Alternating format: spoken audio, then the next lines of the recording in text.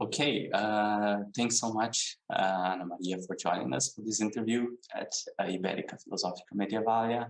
I will briefly introduce you. Ana María Mora-Márquez is an associate professor in theoretical philosophy at the University of Gothenburg. She has published mainly on topics related to logic, argumentation, and theory of science in the Aristotelian tradition. For example, in her monograph entitled The 13th Century Notion of Signification, which came out in 2015 on Hill. She is also currently a Wallenberg Academy Fellow in Sweden, leading a project on pragmatics in Aristotle's topics and its medieval interpretations. Thank you so much for your time again. Thank you, and thanks a lot for the invitation. It's the first time I do an interview recorded in person, so yeah, if my speech is not flowing very freely. I will be thinking a lot about the question.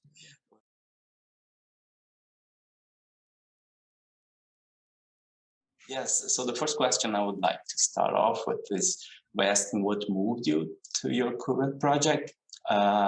Just generally invite you to share with our viewers some background to your present research. Yeah, so I'm working, and I have been working for the past 5 years on a project that is it is centered on Aristotle's topics and its medieval reception. And the project intends to spot pragmatic aspects of argumentation theory, both in Aristotle's topics and in the medieval reception, in a bit to reintroduce, with the aim to reintroduce or at least strengthen the idea that argumentation in the ancient and the medieval periods is thought of as a very practice-oriented thing. So it is not so much an idealistic account of argumentation, what is at stake in Aristotle's topics and the medieval reception, but more a method for practice. So given that academic life in the ancient and medieval world is a very oral-oriented and discussion-oriented practice, how can we make it better with a method, which would be the one provided by the topics, that will allow the future respondent and opponent, respondent and questioner, to be more skilled in, for example, finding premises, like spotting fallacies, building syllogisms, finding middle terms, and like things that come handy when you are trying to make an argumentation or like draw a conclusion that has more epistemic force than the one your opponent is holding. So this is more or less the aim of the project theoretically. And then, of course, this is an understudied tradition, the tradition of the topics. So part of the project also consists of editing medieval commentaries on the topics. I am editing the commentary on the topics by Radulfus Brito at the end of the 13th century. And one of my colleagues is editing is about to finish the edition, I guess, of an anonymous commentary from the mid-13th century that has been attributed to Robert Kilwabi, and which might be Kilwabi's still. So this is more like the editorial, philological part of the project, but the theoretical part is centered on this idea that argumentation is a practice, and then that argumentation theory in the period aims at improving the quality of that practice.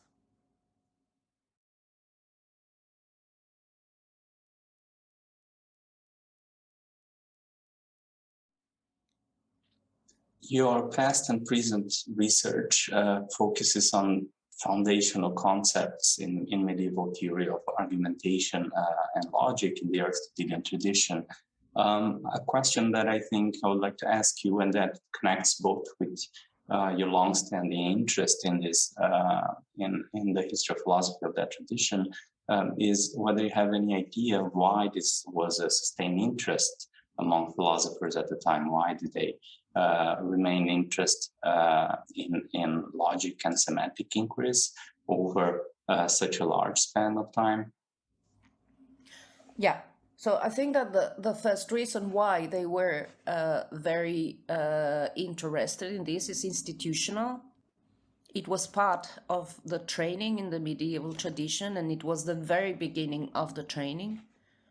And historically, this has roots in I guess, the importance of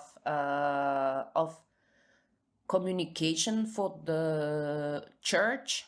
So they really needed the people they were training to become very good communicators for different purposes, not only for social purposes outside of the university, but also for purposes internal to the university.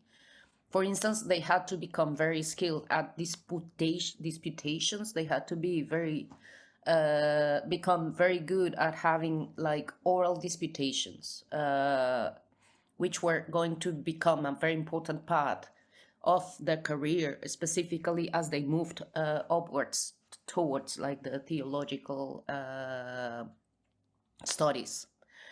So that was the basis of the education, that they get these tools where they could learn to argue well, and to argue well orally. So like to be capable of sustaining a disputation, which is a very encoded way of oral debate that they had to do in a very specific way. And so that they needed like very strong training to become good at that. So I think that is like the pragmatic reason why this was very important, and this remained being very important for a long time.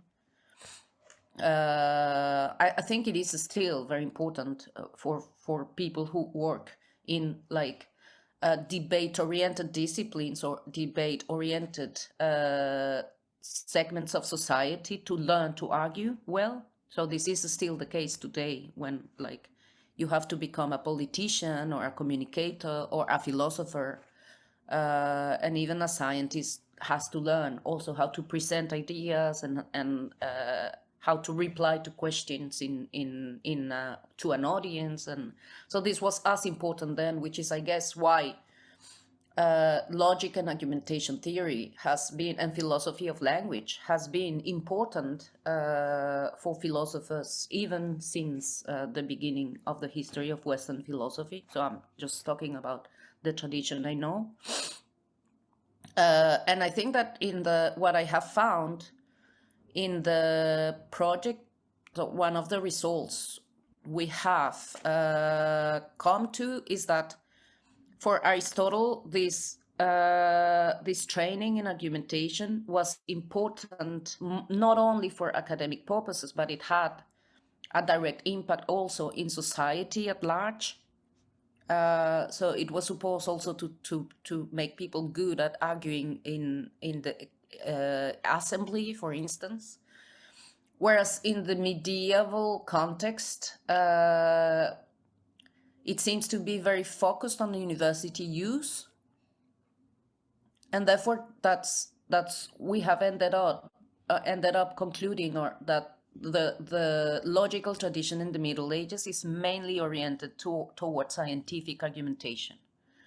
So with science largely understood. So when you understand theology as science, or whatever you do at a university is a scientia, like a disciplina, then you need to learn how to argue in a more scientific way, which is why like medieval logic becomes more of a scientific method than in Aristotle's time, which was both like understood as a scientific method, but also as something that is useful for society as a whole.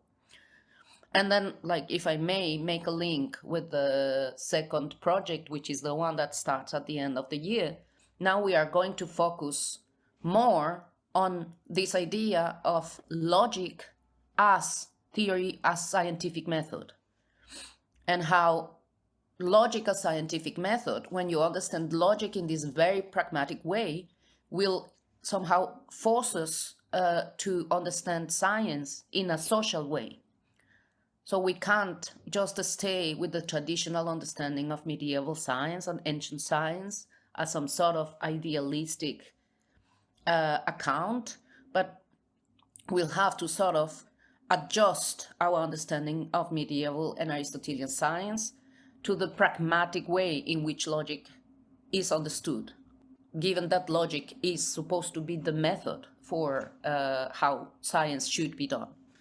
And this is the aim of the project that starts in July and that will run for 5 years, and which will be centered on the posterior analytics, the relation it has with the topics, and with the methodological parts of some of the scientific treatises like the Kelo and the physics.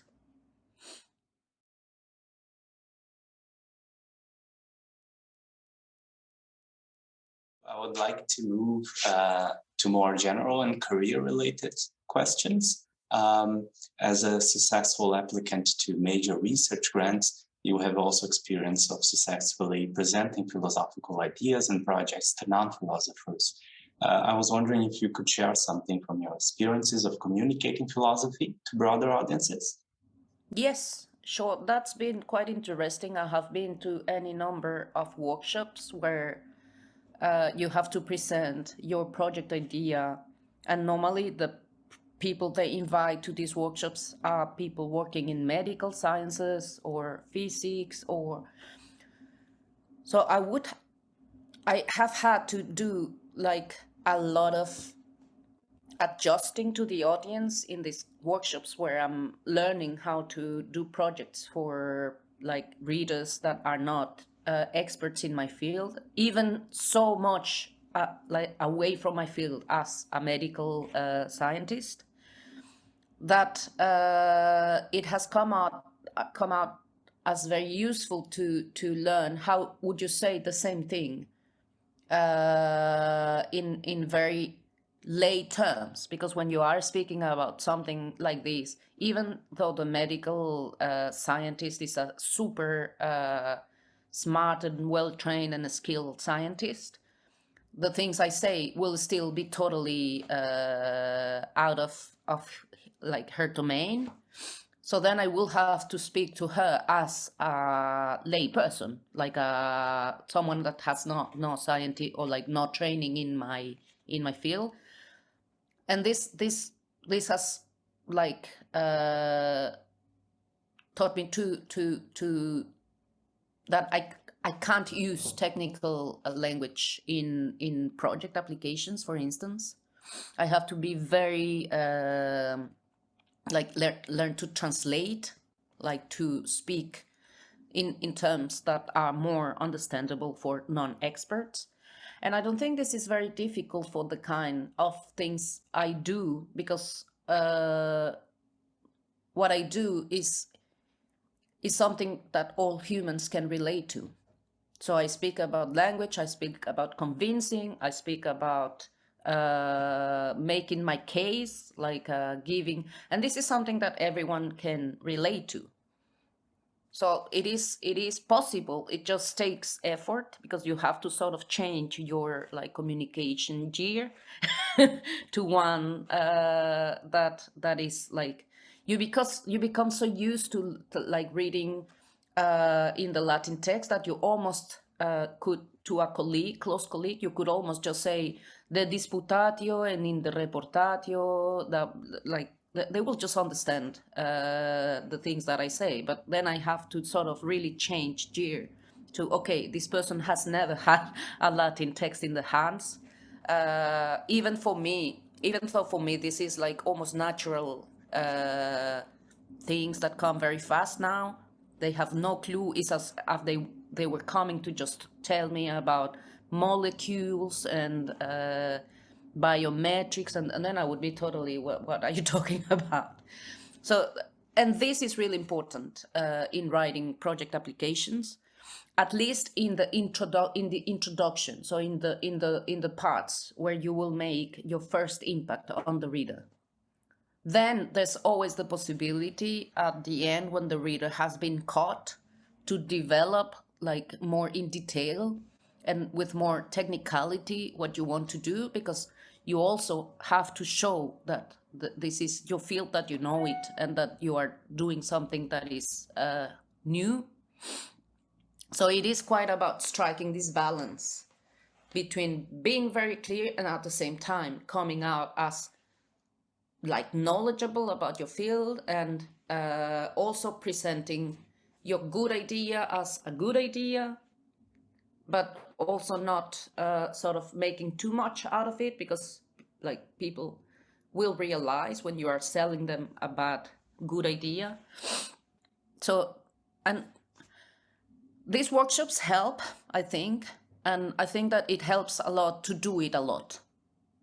So of course we have all failed in some projects, and we have learned what was wrong with them, and then we have learned to not do that again. And like, so I think it is a question of practice and training. So we should go to these workshops. They are useful, even though they might be boring, because it's a bit like very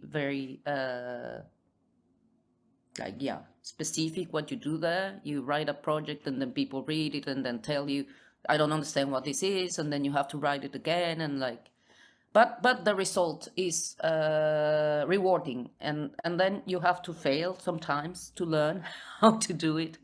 So that's also I think that like we have to be more okay with failure, because no one will be successful all the time, and failure in this case is learning. You learn. So this persistence is also very important in this.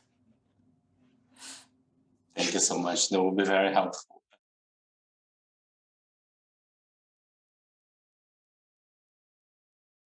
Lastly, does any other general advice come to mind for our readers in the early stage of their careers who wish to pursue history of philosophy in the near or distant future?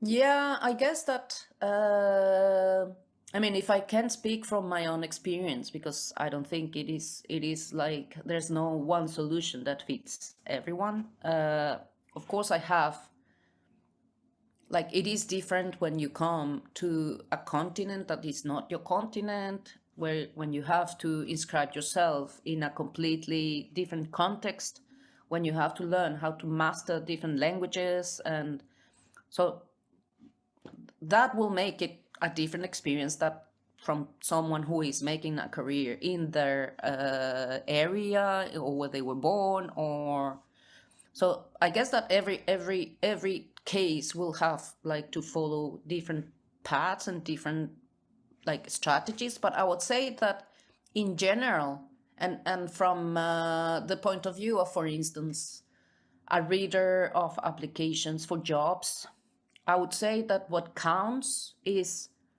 that you can show independence in your academic life, so that you focus on becoming an independent researcher as soon as possible, on producing your own stuff or coming with your own ideas, showing that you can get your own money for the places where getting money is important. It's not like that everywhere, but in Sweden it definitely is. I think that it is very important to gain teaching experience, even though it might be difficult in the beginning of the career, because now there's a trend where you get postdocs and then you don't get like teaching necessarily connected to that, but you should really try to explain the institution where you are, why your teaching portfolio is going to become very important in the future for getting a permanent position. So teaching should be like, it is an opportunity that should be given to early researchers, specifically the ones that have like 100% research postdoc grants. And I think that focusing also on clean publications, so good publications. It is becoming amazingly competitive. This, like, people are publishing like crazy. Is completely and I'm not sure that the amount of publications is really going to make a big difference when you contrast that with a portfolio that is more varied and where the publications are really good and well thought and well presented, like well placed. So that would be like an advice that I think would be generally useful. And also, just as I was saying, that failure is part of this career, and that there's a lot of factors that we can't control that are related to, for instance, like the taste of the people who are deciding, or their preferences, the strategic terms of the departments where you're applying. So there's a lot of things that will be out of our control when we apply for positions, and we just have to like not get very worried about that because we can't control the whole thing. So I hope that this can be like, this is more or less my experience from my own career and from my job as a member of recruitment groups, for instance, when we are hiring people. So I hope this will help. Thank you. It's very helpful. It's helpful to me and to our readers. I would surely love to watch this interview myself, and I really enjoyed doing it. So that was basically about it. I would like to thank you again for participating and separating your time to be here with us. Thank you. It was great. I look forward to seeing the result. Thank you.